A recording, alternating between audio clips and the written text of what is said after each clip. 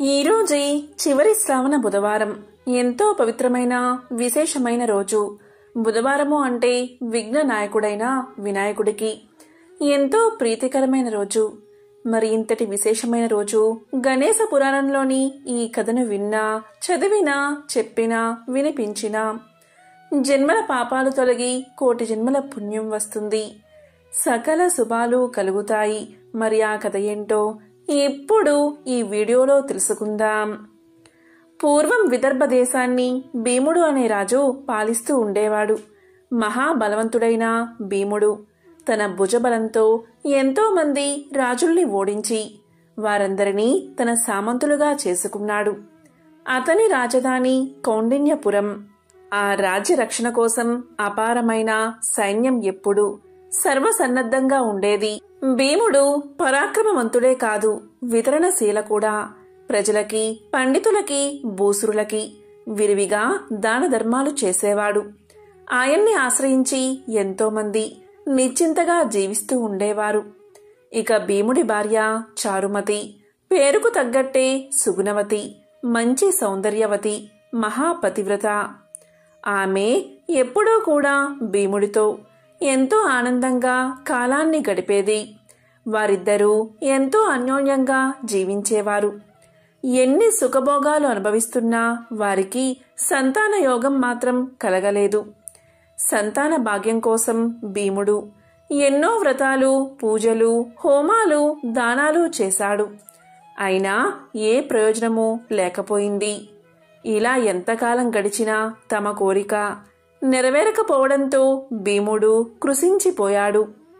సంతానం లేని దిగులు ఆయన్ని నిర్వేదానికి గురిచేసింది. వైరాగ్య భావంతో నిండిపోయిన ఆయన ఒకనాడు తన మంత్రులైన మనోరంజనుడు, సుమంతుడు అనే వాళ్ళని పిలిచి తన రాజ్యాన్ని వారికి అప్పగించాడు. తన సంపదలో చాలా భాగం బ్రాహ్మణులకి, ఇతరులకి దానం చేసి భార్యతో సహా వానప్రస్థం చేయడానికి బయలుదేరాడు. ఆ రాజు దంపతులతో పాటు అతని పరివారం, పుర ప్రజలు కొంత దూరం వెంట వెళ్లారు. అక్కడ వాళ్ళందరికీ వీడ్కోలు పలికి భార్య సహితంగా అడవుల్లోకి వెళ్లిపోయాడు మహారాజు. ఆ అడవిలో చాలా దూరం నడిచాక ఒక పెద్ద సరోవరం భీముడికి కనిపించింది. అదెంతో అందంగా ఉంది. దాని సమీపంలోని ఒక ఋషి ఆశ్రమం కూడా ఉంది. ఇక రాజు మెల్లగా భార్యతో కలిసి ఆశ్రమంలోకి ప్రవేశించాడు. లోపల దర్భాసనం మీద కూర్చుని దివ్య తేజస్సుతో వెలిగిపోతున్న విశ్వామిత్రుడు భీముడికి కనిపించాడు. ఇక భీముడు వెళ్లి భార్యతో సహా ఎంతో వినయంగా ఆయన పాదాలకు నమస్కారం చేశాడు. విశ్వామిత్రుడు త్రికాలజ్ఞుడు అయినప్పటికీ ఏమీ తెలియని వాడిలా వాళ్ళని ఆశీర్వదిస్తూ, మీకు శుభం కలుగుగాక, సద్గుణవంతుడైన పుత్రుడు జన్మించుగాక అని పలికాడు. అది విని రాజదంపతులు ఎంతో ఆశ్చర్యపోయారు. అంతలోనే విశ్వామిత్రుడు, మీరెవరు, ఎక్కడి నుంచి వస్తున్నారు, ఎందుకిలా అడవిలో తిరుగుతున్నారో చెప్పండి అన్నాడు.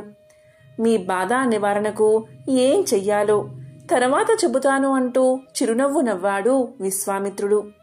భీముడు తన వృత్తాంతాన్నంతా విశ్వామిత్రుడికి తెలియచేశాడు. స్వామి, నా బాధ విన్నారు కదా. మహాత్ముల దర్శనం ఎంతో శుభఫలితాన్ని ఇస్తుందంటారు.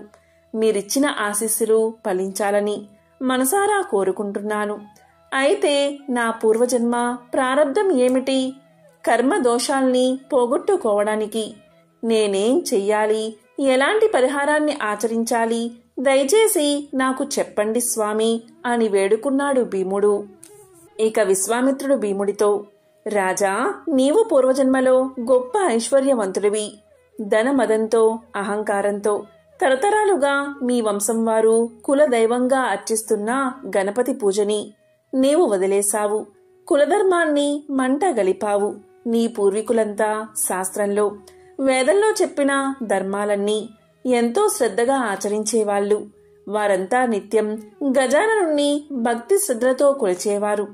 వంశపారంపర్యంగా వచ్చే ఆ పూజా సాంప్రదాయాన్ని నువ్వు వదిలిపెట్టడం వల్లే నీకీ జన్మలో సంతాన భాగ్యం కలగలేదు. నీకు 7 తరాల ముందు నీ వంశంలో వల్లభుడు అనేవాడు రాజుగా ఉండేవాడు. నీలాగే అతను కూడా సౌందర్యవంతుడు, ధర్మపరాయణుడు. ఎంతో కాలానికి అతనికి ఒక పుత్రుడు జన్మించాడు. అయితే పుట్టిన ఆ బాలుడు గుడ్డి, మూగ, చెవిటివాడుగా, శరీరమంతా వ్రణాలతో రసికారుతూ దుర్గంధ భూయిష్టంగా జన్మించాడు. మరుగుజ్జుగా ఎంతో వికృతంగా ఉన్న ఆ శిశువుని చూసి అతని తల్లి కమల ఎంతో దుఃఖించింది. అయ్యో, నేనెంత పాపాత్మురాలిని, ఇంత వికారుడైనా పుత్రుణ్ణి కన్నాని. ఇలాంటివాడు ఉండడం కన్నా సంతానం లేకపోవడమే మంచిది కదా. వీడి వల్ల నాకు ఆనందం ఎలా కలుగుతుంది? వీణ్ణి లోకులకి ఎలా చూపించాలి? ఇలాంటి పిల్లవాణ్ణి కన్నా నేనెంత పాపిష్టురాలిని. మా ఇద్దరికి చావైనా రావడం లేదే అని దారుణంగా విలపించసాగింది. ఆమె ఏడుపు విని సూతిగా గృహానికి దగ్గరికి పరిగెత్తుకొచ్చిన వల్లభుడు జరిగింది తెలుసుకుని భార్యను ఓదార్చాడు. దేవి, నీవేం బాధపడవద్దు. కష్ట సుఖాలన్నీ మన కర్మను అనుసరించే ప్రాప్తిస్తాయి. మానవుడి భవిష్యత్తంతా అతడు పూర్వజన్మలో చేసిన సకృత దుష్కృత్యాల్ని అనుసరించే ఉంటుంది. కనుక నీవి పుత్రుడి కోసం విలిపించవద్దు. వేడు చేసుకున్న దుష్కర్మ తొలగిపోగాని తిరిగి సంపూర్ణ ఆరోగ్యవంతుడవుతాడు. మన శక్తి వంచన లేకుండా మన కుమారుడి దుష్కర్మ తొలగిపోవడానికి చెయ్యాల్సిన వ్రతాలు, నోములు, పూజలు, హోమాలు, తిరగాల్సిన తీర్థయాత్రలు, దర్శించాల్సిన పుణ్యక్షేత్రాలు, వాడాల్సిన ఔషధాలు ఇవన్నీ చేద్దాం. ప్రస్తుతం ఈ బాలుడికి చెయ్యాల్సిన పరిచర్యలు చెయ్యి. ఎలా పుట్టినా ఇతడు మన బిడ్డని గుర్తించుకో అన్నాడు. రాజు మాటలతో కమలకి కొంత ఉపశమనం కలిగింది. తన దుఃఖాన్ని దిగమింగుకుని తన కుమారుడికి తగిన పరిచర్యలన్నీ చేసింది. వల్లభుడు జ్యోతిష్యుల్ని పిలిపించి జాతకర్మ నిర్వర్తించి బ్రాహ్మణులకి, బీదలకి విరివిగా దాన ధర్మాలు చేసి వారి ఆశీస్సులు పొందాడు. వేద విధులైన విప్రులు జాతకం ప్రకారం వల్లభుడి కుమారుడికి దక్షుడు అని నామకరణం చేశారు.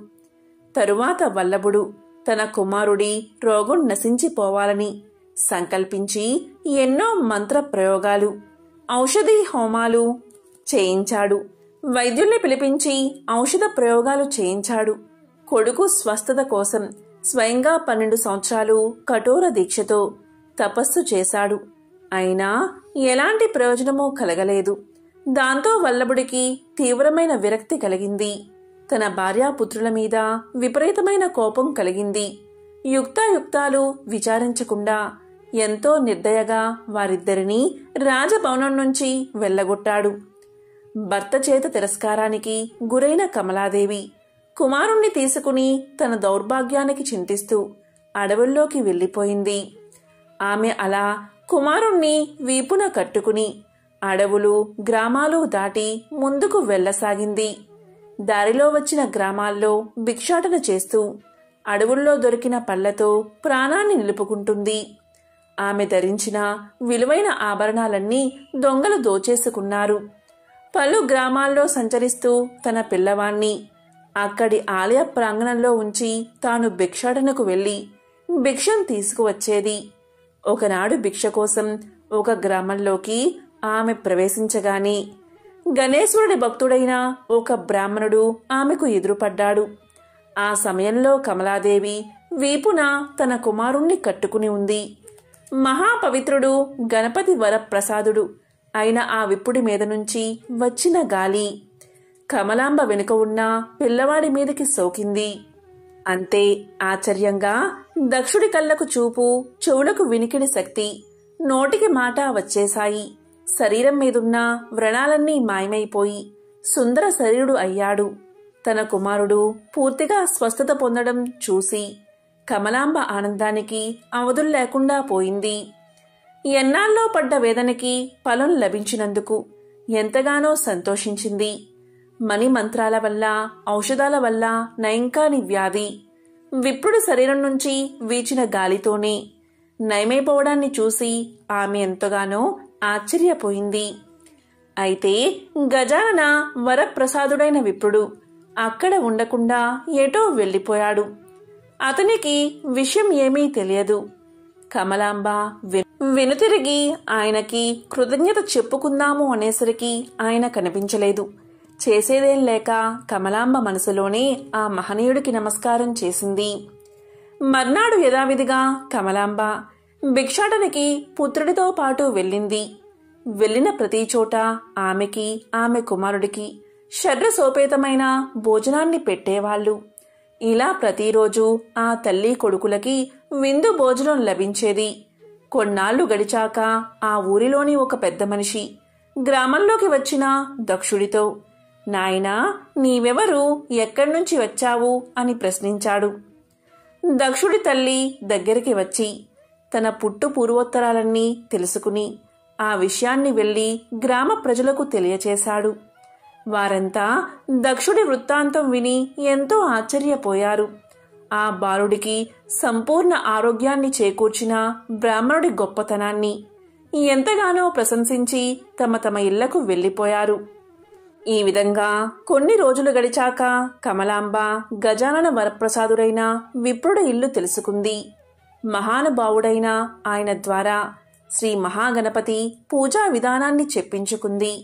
ఆ విప్రుడు పూజా విధానంతో పాటు గణపతి యొక్క అష్టాక్షరి మంత్రాన్ని కూడా తల్లి కొడుకులకు ఉపదేశించాడు. ఆనాటి నుంచి తదేక దీక్షతో వాళ్ళిద్దరూ గణపతి మంత్రాన్ని అత్యంత భక్తి శ్రద్ధలతో జపించసాగారు. వారి శరీరాలు తపస్సు వల్ల కృశించిపోయాయి. అయినా వారు చరించలేదు. తమ దీక్షని అలాగే కొనసాగించారు.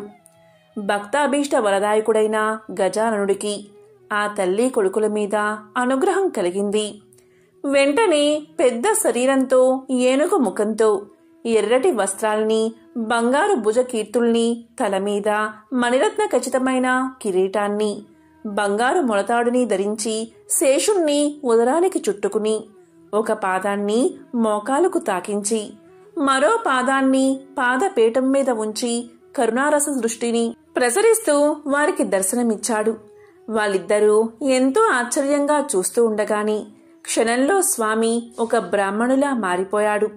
విప్ర రూపంలో ఉన్న గజాననుడు వారితో, మీ ఇద్దరి తపోదీక్షకు మెచ్చాను, మీకు కావాల్సిన వరం కోరుకోండి అని పలికాడు. అప్పుడు కమలాంబ పుత్రుడైన దక్షుడు స్వామికి నమస్కారం చేసి, విప్రోత్తమా, మా పుణ్యం ఈనాటికి ఫలించింది. వినాయకుడిగా, విప్రుడుగా, 2 రూపాలుగా నీవు మాకు దర్శనమిచ్చావు. మా జన్మ ధన్యమైంది. స్వామి, నీవు కారణాలకే కారణమైన వాడివి, వేదాలకి కర్తవి, సకల యోగులు జ్ఞానంతో చేరాల్సిన గమ్యానివి. ఈ ప్రపంచం మొత్తానికి నీవే సాక్షిభూతుడివి. సాకార నిరాకారాలు కలిగిన వాడివి.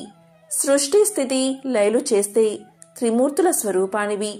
భూమి, నీరు, నిప్పు, ఆకాశం, గాలి అనే పంచభూతాలు, సూర్యచంద్రులు నీవే. జ్ఞాన సంపన్నుడివి, కాలస్వరూపుడివి కూడా నీవే. ఇంద్రియాధిష్టాన దేవతలందరూ నీ స్వరూపాలే. సకల వేద, పురాణ, శాస్త్రాల సారం మొత్తం నీవే. 64 కళలు, సకల లోకాలు నీవే. సకల తీర్థాలు, పుణ్యక్షేత్రాలు దర్శిస్తే ఎంత పుణ్యం కలుగుతుందో. నీ పాదాలను ధ్యానించినా అంతే పుణ్యం లభిస్తుంది. నీ అనుగ్రహం పొందిన వారికి సాధ్యం కానిది ఏదీ లేదు అని దివ్యంగా స్తుతించాడు. దక్షుడి స్తుతులు విన్న గజాననుడు సంతోషించి, బాలక, నీ స్తుతికి ప్రసన్నుని అయ్యాను. నీకేం వరం కావాలో కోరుకో, అదెలాంటిదైనా సరే తీరుస్తాను. అయితే ఈ వరాన్ని నీకిప్పుడు ఇవ్వను.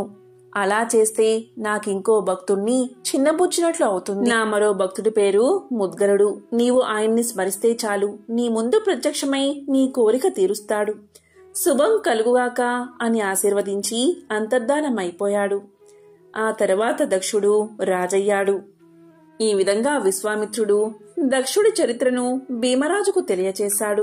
ఇక భీముడు ఎంతో భక్తి శ్రద్ధలతో గజాననుని స్తుతించి, గజాననుని పూజించి, గజానుడి అష్టాక్షరి మంత్రాన్ని జపించి ఆయన అనుగ్రహానికి పాత్రుడై పుత్ర సంతానాన్ని పొందాడు. ఎంతో పవిత్రమైన విశేషమైన ఈ కథను విన్నా, చదివినా, చెప్పినా, వినిపించినా జన్మల పాపాలు తొలగి 1,000,000 జన్మల పుణ్యం వస్తుంది. సకల శుభాలు కలుగుతాయి.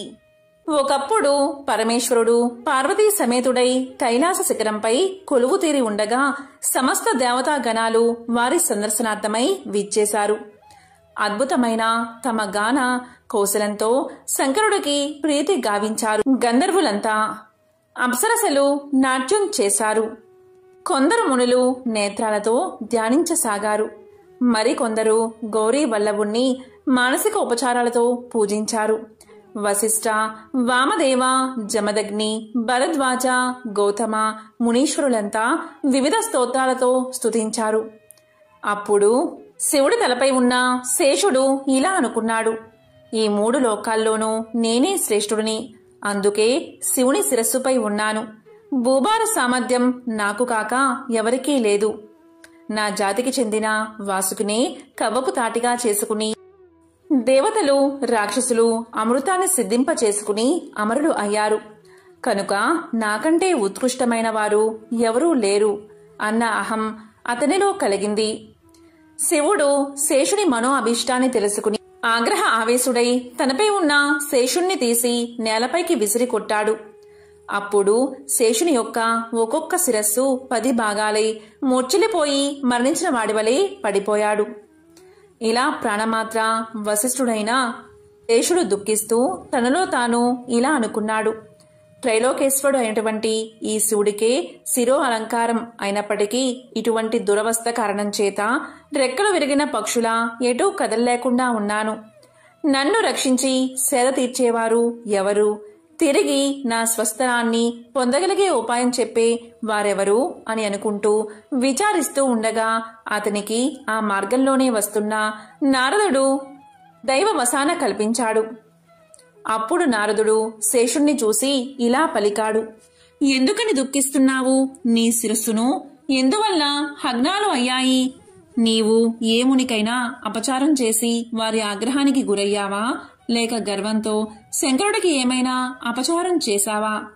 శేష, ఆ కారణం నాకు చెప్పు, తగిన ఉపాయాన్ని చెబుతాను అని అనగా ఆదిశేషుడు జరిగిందంతా వివరించి, ఓ ముని పుంగవ, తీవ్రంగా గాయపడి మునుపటిలా భూమండలాన్ని నా శిరస్సులపై మోయగల సామర్థ్యం, అలాగే నా పూర్వపు స్థితి నాకెలా సిద్ధిస్తుందో ఉపాయాన్ని దయతో తెలుపు, నన్ను కృతజ్ఞుణ్ణి చెయ్యి అంటూ ప్రార్థించాడు.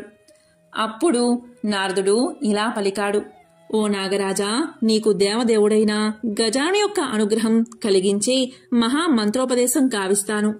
ఎవరి యొక్క దివ్య అనుగ్రహ ప్రభావం చేత ఇంద్రాది దేవతలు తమ తమ పదవులను పొందారో, త్రిమూర్తులు జ్ఞానవంతులై సృష్టి స్థితి లయలను నెరవేర్చుతున్నారో అటువంటి దేవదేవుడైన మహాగణపతి దేవుడు ప్రసన్నుడైతే నీవు తిరిగి నీ పూర్వపు వైభవాన్ని దక్కించుకోగలవు. శేష, నీకు పూర్ణ స్వస్థత చేకూరుటువంటి గణేశ సరక్షరీ మంత్రాన్ని ఉపదేశిస్తాను. దీన్ని కనుక నీవు శ్రద్ధతో జపించినట్లయితే నీకు గజాననుడు తప్పక సాక్షాత్కరించగలడు అంటూ నారద మహర్షి శేషునకు మంత్రోపదేశం చేసి అదృశ్యమయ్యాడు. అప్పుడు శేషుడు తపస్సు చేయడానికి కృతజ్ఞుడై తన సర్వేంద్రియాలను నియంత్రించుకుని గజాలన్నీ ధ్యానం చేసి అచంచల భక్తితో ఆ పరమ మంత్రాన్ని తదేక దీక్షతో జపించసాగాడు. ఇలా 1000 దివ్య సంవత్సరాలు గడిచిన తర్వాత దేవదేవుడైన గజాననుడు శేషుడికి సాక్షాత్కరించాడు. సింహవాహనారూఢై త్రినేత్రుడు మెడలో మెరిసిపోయే ముత్యాల హారాలతో రత్న కిరీటాన్ని రత్న రుద్రాక్షలను దాల్చి ఏకదంతుడై దర్శనమిచ్చాడు. ఏ విధంగా ధ్యానించాడో అలాంటి మూర్తిగానే సాక్షాత్కరించాడు. అప్పుడు విఘ్నేశ్వరుడు ఇలా పలికాడు, ఓ నాగరాజా, నీవు అహంరాత్రులు ఏక మనస్కుడై ఎవరినైతే ధ్యానించావో ఆ గజానుని నేనే. నీ భక్తికి మెచ్చి నీకు కోరిన వరాలు ఇవ్వాలి అని నీ ఎదుట సాక్షాత్కరించాను. సృష్టి స్థితికి లయలకు కారణమైన పరబ్రహ్మ తత్వాన్ని నేనే. నా తేజస్సు వల్లే సూర్యచంద్రాది నక్షత్రాలు ప్రకాశిస్తున్నాయి. పరబ్రహ్మ స్వరూపుడైన నేను సగుణ రూపంలో ఆవిర్భవించాను. నీకు కావలసిన వరాలు అన్నిటినీ కోరుకో అని గంభీర ధ్వనితో గణపతి పలకగానే శేషుడు ఇలా భక్తి ప్రావణ్యంతో వేడుకున్నాడు, ఓ దేవదేవా, నీ దివ్య సందర్శనం చేత నా జన్మ, తపస్సు, జ్ఞానము సార్థకమయ్యాయి. నా మాతాపితృలు ధన్యులు అయ్యారు. నా నేత్రాలు, దేహము, శిరస్సు అన్నీ ధన్యాలు అయ్యాయి. నిన్ను స్తుతించడం వల్ల నా జిహ్వ కూడా ధన్యమైంది. నీ సందర్శన భాగ్యం చేత నా నాగజాతి కూడా ధన్యమైంది. ఓ దేవా, నీవు సకలము ఎరిగిన సర్వజ్ఞుడవు. అనర్థకారి అయిన గర్వకారణం చేత నా శిరస్సులు ఈ రకంగా ముక్కలయ్యాయి. పరమేశ్వరుడి ఆగ్రహానికి గురయ్యాను. దైవికంగా కలిగిన అనుగ్రహం చేత నీ సందర్శన భాగ్యం లభించింది. ఓ దేవా, 3 లోకాల్లోనూ శ్రేష్ఠత్వాన్ని, ధనాధరణ సామర్థ్యాన్ని నాకు ఇవ్వు. స్థిరమైన స్థానాన్ని నాకు ప్రసాదించు. నిత్యము నీ సందర్శన భాగ్యాన్ని నాకు అనుగ్రహించు. శంకరుని సాహిత్యం, స్థిరభక్తి నాకు అనుగ్రహించు అంటూ ప్రార్థించాడు. అప్పుడు వినాయకుడు ఇలా పలికాడు. శేష, నీ 100 శిరస్సులు ఒక్కొక్కటి 10 ముక్కలైపోయాయి. కనుక నీవు 1000 పడగలతో సహస్రవదనను అనే ప్రఖ్యాతి దాల్చుతావు. అతి దుర్లభమైన ధరాధరణ సామర్థ్యం నీకు కలుగుతుంది. ఇకపైన నీవు స్థిరంగా శంకరుణ్ణి అలంకరించగలవు. నా సాన్నిధ్యాన్ని కూడా పొందగలవు. నీ సకల మనోభీష్టాలు అవశ్యం నెరవేరుగాక అంటూ వరాలు ఇచ్చి అతనిని అనుగ్రహ పురస్కారంగా తన ఉదరాన బంధించుకున్నాడు. గణపతి ఆనాటి నుంచి వినాయకుడికి వేలబద్ధుడు అనే పేరు వచ్చింది. ఒకసారి దేవేంద్రుడు, ఆయన సతీమణి కొన్ని ఇబ్బందికర పరిస్థితుల్లో ఎవరికీ కనబడకుండా అడవిలో వెదురు చెట్ల రూపం ధరించి ఉండవలసి వచ్చింది. కాలాంతరంలో వర్షాలు లేకపోవడంతో అనావృష్టి ఏర్పడింది. చెట్లన్నీ ఎండిపోతున్నాయి. ఇంద్రుడు తాను ఇక్కడ ఉండి కూడా ఏమీ చెయ్యలేకపోతున్నానే అని బాధపడుతున్నాడు. ఇలా చెట్లన్నీ ఎండిపోయి చనిపోతే అడవిలో జీవిస్తున్న జంతువులు, పక్షులు మొదలైన జీవులన్నీ ఏమైపోవాలి? ఏదో ఒకటి చేసి ఈ అడవిని రక్షించాలి అనుకున్నాడు ఇంద్రుడు. ఒకరోజు నారదుడు అక్కడికి వచ్చి దిగాలుగా ఉన్న వారిద్దరినీ చూసి ఇలా పలికాడు. దేవేంద్ర, ఎందుకు అలా విచారంగా కనిపిస్తున్నారు అని అడిగాడు. దానికి ఇంద్రుడు, నారద మహర్షి, మీకు తెలియంది ఏముంటుంది? అనావృష్టి కారణంగా నీళ్లు లేక చెట్లన్నీ ఎండిపోతున్నాయి. నేనుండి కూడా ఏమీ చెయ్యలేకపోతున్నాను అంటూ తన బాధను చెప్పాడు ఇంద్రుడు. అప్పుడు నారదుడు ఇలా పలికాడు. మహేంద్ర, విచారించకు. కష్టాలు కలకాలం ఉండవు కదా. మీ కష్టాలు తీరి మీరు అమరావతి వెళ్లే రోజు తప్పకుండా వస్తుంది. కొంతకాలం ఓపిక పట్టు అని ఓదార్చాడు నారదుడు. అప్పుడు ఇంద్రుడు ఇలా పలికాడు. మహర్షి, నేను నా గురించి బాధపడ్డం లేదు. నేనిక్కడ ఉండి కూడా నాకు ఆశ్రయం ఇచ్చిన ఈ అడవికి ఏమీ చెయ్యలేకపోతున్నాను. అదే నా బాధ అన్నాడు ఇంద్రుడు. అప్పుడు నారదుడు ఇలా పలికాడు. అగస్త్య మహర్షి నదీ సప్తకం నుండి కావేరిని తీసుకుని ఇటువైపే వస్తున్నాడు. కొంకణ దేశంలో దాన్ని వదిలి వెళ్లాలి అన్నది ఆయన నిర్ణయం. ఆయన్ని ప్రసన్నం చేసుకుంటే కావేరీ నది ఉత్తుంగ తరంగాలతో ఎగిసిపడుతూ ఈ అడవిలో ప్రవహిస్తుంది. ఇంకా అనావృష్టి ఉండదు. బాధపడుకు అని చెబుతూ ఇలా పలికాడు. ఇంద్ర, ఇది జరగాలంటే మీరొక పని చెయ్యాలి. పార్వతీమాతను ప్రసన్నం చేసుకోవాలి. ఆమె ప్రసన్నురాలు కావాలి అంటే ఆమె ప్రియపుత్రుడు గణపతిని పూజించండి. అన్నీ సక్రమంగా జరిగిపోతాయి. మీకు మంచి రోజులు కూడా వస్తాయి అని సలహా ఇచ్చాడు నారదుడు. దానికి ఇంద్రుడు, సచీదేవి ఒప్పుకుని నారదుని సలహా మేరకు గణపతిని భక్తితో పూజించారు. అనేక రకాల ఫలాలు తెచ్చి భక్తితో నైవేద్యం పెట్టారు. దేదీప్యమానంగా ప్రకాశిస్తూ గణపతి ప్రత్యక్షమయ్యాడు. సచీ ఇంద్రులు ఆయనకు ఆనంద బాష్పాలతో అభిషేకం చేశారు. సంతోషించిన గణపతి ఇలా పలికాడు. దేవేంద్ర, నీకేం కావాలో అడుగు అన్నాడు. అప్పుడు ఇంద్రుడు ఇలా అన్నాడు. గణాధ్యక్ష, మాకు ఆశ్రయం ఇచ్చిన ఈ అడవి అనావృష్టి కారణంగా బాధపడుతుంది. నీరు లేక వేడి భరించలేక ఇక్కడి చెట్లన్నీ చచ్చిపోతున్నాయి. పుష్కలంగా ఉండే నీటి ప్రవాహాన్నిచ్చి వీటిని కాపాడు స్వామి అని ప్రార్థించారు. అప్పుడు వినాయకుడు ఇలా పలికాడు. దేవేంద్ర, స్వర్గలోకమా, భూలోకమా, పాతాళమా, ఎక్కడ్నుండి జలధార కావాలో చెప్పు అన్నాడు. దానికి సచీ ఇంద్రులు, స్వామి, పరమేశ్వరుడంతటివాడు అగస్త్య మహర్షి. ఆయన కైలాసం నుండి కావేరీ నదిని తీసుకుని వస్తూ ఉన్నాడు. అది చాలా పవిత్రమైన జలం. దాన్ని ఇక్కడ ప్రవహింపచేస్తే అడవంతా సంతోషిస్తుంది అన్నారు. ఆ మాటలు విని దేవేంద్రుడి కోరిక తీరుస్తాను అని చెప్పి అదృశ్యమయ్యాడు గణపతి. అప్పటికే కావేరీ నదిని కమండలంలో నింపుకుని కొంకణ దేశం వైపు బయలుదేరాడు అగస్త్యుడు. గణపతి కాకి రూపంలో అగస్త్యుడి కమండలం మీద వాలాడు. ఆ సమయంలో కొంచెం పరాకుగా ఉన్నాడు మహర్షి. కాకిని అదిలిచ్చాడు. అది పారిపోతున్నట్టు నటించి మళ్లీ తిరిగి వచ్చి కమండలం మీద వాలి కమండలాన్ని తన కాళ్లతో తన్నింది. అప్పుడు అగస్త్యుడి చేతిలోని కమండలం కింద పడిపోయింది. దానిలో ఉన్న నీళ్లన్నీ కింద ఒలికిపోయాయి. అయ్యో పరమేశ్వరా, నేను పడ్డ కష్టం వృధా అయిపోయిందే అని బాధపడ్డాడు మహర్షి. అంతలోనే కోపం వచ్చి కాకిని కొట్టబోయాడు. కాకి మాయమైపోయింది. ఆశ్చర్యంగా చూస్తూ అలాగే నిలబడిపోయాడు అగస్త్యుడు. అదే సమయంలో ఒక బ్రహ్మచారి వచ్చి నిలబడ్డాడు. అతడే ఇలా మాయవేషాలు వేస్తున్నాడు అనుకుని కోపంతో కొట్టబోయాడు అగస్త్యుడు. ఆ బ్రహ్మచారి పక్కకు జరగగా అగస్త్యుడి చెయ్యి అతడి తలకు తగిలింది.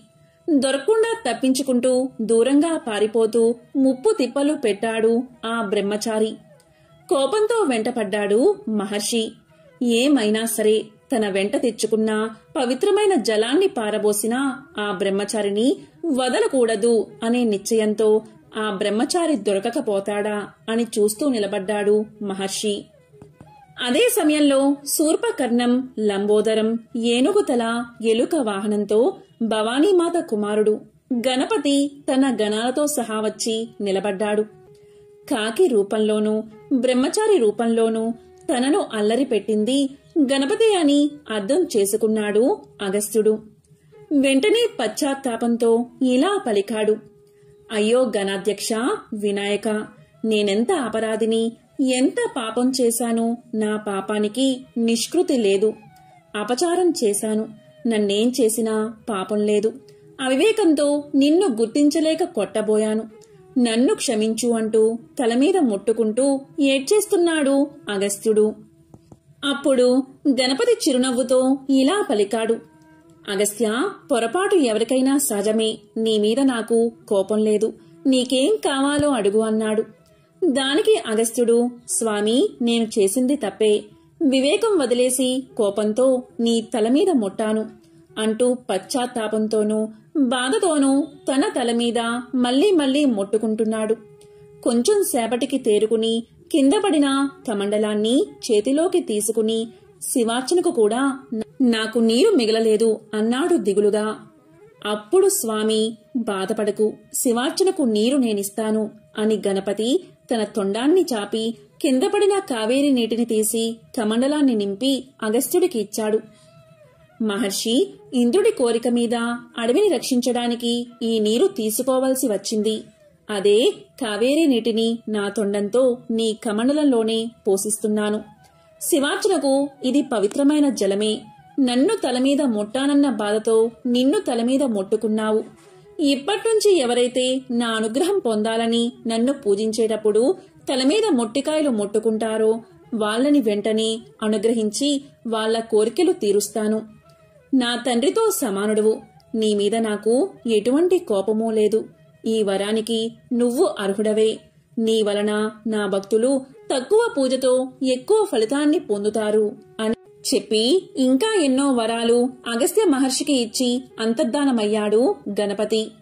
ఆనాటి నుండి ఎవరైతే గణపతి ముందు మోకరిల్లి నెత్తిమీద మొట్టికాయలు ముట్టుకుంటారో వారికి గణపతి యొక్క అనంతమైన అనుగ్రహ ఫలితం లభించడం మొదలయ్యింది.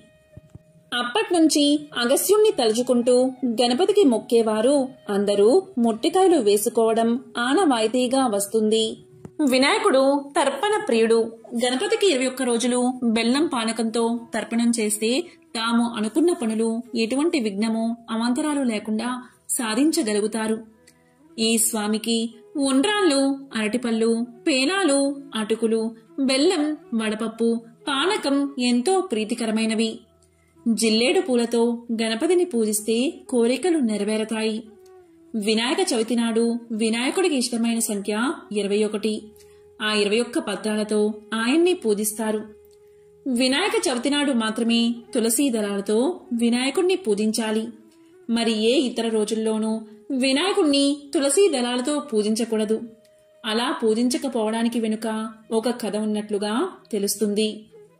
ఒకసారి వినాయకుడు తపస్సు ఆచరిస్తున్న సమయంలో తులసి ఆయన పట్ల మరలుకుని ఆయన తపాన్ని భంగం చేసింది. తనను వివాహం చేసుకోమని కోరింది. ఆమె కోరికను నిరాకరించినప్పటికీ ఆమె తన కోరికను పట్టుదలను విడవకపోవడంతో ఆగ్రహం చెందిన గణేశుడు ఆమె రాక్షసుణ్ణి భర్తగా పొందుతుందని, వృక్షరూపం పొందుతుందని శపిస్తాడు. అప్పుడు తులసి తన తప్పును తెలుసుకుని క్షమించమని ప్రాధేయపడుతుంది. అప్పుడు వినాయకుడు ఆమెను కనికరించి ఆమె విష్ణుమూర్తికి ప్రియమైంది అవుతుందని, ఆమె చెట్టు రూపంగా మారినా కూడా తులసి పేరుతో పూజించబడుతుందని, ఆ దళాలు మాలగా కూర్చబడి విష్ణుమూర్తి కంఠానికి అలంకారంగా మారుతాయని, తులసి దళాలు పరమ పవిత్రమైనవిగా భావించబడతాయని, భగవంతుణ్ణి తులసి దళాలతో పూజిస్తే ప్రీతి చెంది భక్తులను అనుగ్రహిస్తాడని చెప్పి గణపతి తులసికి ఆనందాన్ని కలిగించాడు. గణపతికి గరిక అంటే ఎంతో ప్రీతి. గరికతో ఆయన్ని పూజిస్తే ఆ స్వామి భక్తుల పట్ల తన కృపా వీక్షణాలను ప్రసరింపచేస్తాడు. ఏ నోములు, వ్రతాలు, పూజలు చేసినా హరిద్రా గణపతికే మొదటి పూజ. హరిద్రా గణపతి అంటే పసుపు గణపతి. పసుపు గణపతికి ప్రథమ పూజ జరిపించడానికి వెనుక ఒక కారణముంది. అది ఏంటి అంటే, పూర్వం త్రిపురాసురులు అనే 3 రాక్షసులు ఉండేవారు. ఆ రాక్షసులు పర్వత రూపాలుగా ఉండేవారు. అయితే ఆ రాక్షసుల 3ని సంహరించాలి అంటే ఒకేసారి ఆ 3 పురాలను కూల్చివేయాలి. అలా చేయడానికి ఆ పురాలు 3 ఒకే వరుసలో లేవు. అప్పుడు శివుని వాహనమైన నందీశ్వరుడు తన 3 కొమ్ములతో ఆ 3టిని ఒకే వరుసలో నిలబెట్టాడు. 3 పర్వతాలు ఒకే చోట ఉండడంతో శివుడు నారాయణాస్త్రాన్ని ఉపయోగించి ఆ 3 రాక్షసులను వధించాడు. కాని దురదృష్టవశాత్తు నంది 3వ కొమ్ము విరిగిపోయి భూమిపైన పడిపోయింది. అప్పుడు విఘ్నేశ్వరుడు విరిగిపోయిన నందీశ్వరుడి పసుపు కొమ్మును వెతికి తెచ్చి అతనికి అప్పగించాడు. అందుకు పరమశివుడు సంతోషించి ప్రతి ఇంట ఈ పసుపు కొమ్మును దంచి ఆ పొడిని శుభకార్యాల్లో వాడాలని, పసుపు శుభప్రదమని, సౌభాగ్యకరమని తెలియచేశాడు. ఆ పసుపు పొడితో తయారు చేసిన హరిద్రా గణపతికి ప్రథమ పూజ చెయ్యాలని ఆదేశించాడు. మట్టితో చేసిన గణపతిని పూజించడం ఎంతో శ్రేష్టం. వెండితో చేసిన గణపతిని పూజిస్తే తలపెట్టిన కార్యం పూర్తవుతుంది. మంగళవారం నాడు చవితి తిథి, హస్త నక్షత్రం ఉండే రోజు గరికతో జిల్లేడు పూలతో వినాయకుడిని పూజిస్తే సమస్త లాభాలు చేకూరతాయి. వినాయకుడికి సిద్ధి, బుద్ధి అనే 2 పత్నులు ఉన్నారని, బ్రహ్మ వారిద్దరిని గణపతికి ప్రసాదించాడని పురాణ కథనం. క్షీరసాగర మదనం జరపడానికి ముందుగా సురులు, అసురులు గణపతిని పూజించకుండా ఆ పనిని తలపెట్టారు. అందువల్ల వారి పనికి విఘ్నం ఏర్పడ్డంతో విష్ణుమూర్తి వారికి సహాయపడ్డాడు. ఆ పాలకడలి నుంచి లక్ష్మీదేవి ఉద్భవించింది. లక్ష్మీదేవిని వినాయకుడు తీసుకెళ్లిపోతాడు. బ్రహ్మ, ఇంద్రుడు మొదలైన వారు గణపతితో లక్ష్మీదేవి విష్ణుమూర్తి పత్నిగా నిర్ణయించబడిందని చెప్తారు. అప్పుడు వినాయకుడు లక్ష్మీదేవిని స్వామివారికి అప్పగించి, అంటే విష్ణుమూర్తికి అప్పగించి లక్ష్మీదేవి అంశతో భార్య కావాలని కోరతాడు. బ్రహ్మ సిద్ధిలక్ష్మి, బుద్ధిలక్ష్మి అనే 2 కన్యలను సృష్టించి గణపతికి ఇస్తాడు. అప్పట్నుంచి వినాయకుడు లక్ష్మీ గణపతి అయ్యాడు. గజాననుడు, లంబోదరుడు, విఘ్న నాయకుడు, ఏకదంతుడు, నాట్య గణపతి, వినాయకుడు, మూషిక వాహనుడు, గణనాయకుడు, ఉమాసుతుడు, విఘ్నేశ్వరుడు మొదలైన ఎన్నో పేర్లతో స్వామి పూజించబడుతున్నాడు. జ్ఞానాన్ని, విద్యను ప్రసాదించే దైవం వినాయకుడు. ఆయన ముందు గుంజీలు తీసిన వారు ఆ స్వామి అనుగ్రహానికి ప్రీతి పాత్రులవుతారు. ఎంతో పవిత్రమైన విశేషమైన ఈ బుధవారం రోజు వినాయకుడికి సంబంధించిన ఈ కథలను విన్నా, చదివినా, చెప్పినా, వినిపించినా సకల శుభాలు కలుగుతాయి. జన్మల పాపాలు తొలగి కోటి జన్మల పుణ్యం వస్తుంది. ఓం గం గణపతియే నమః.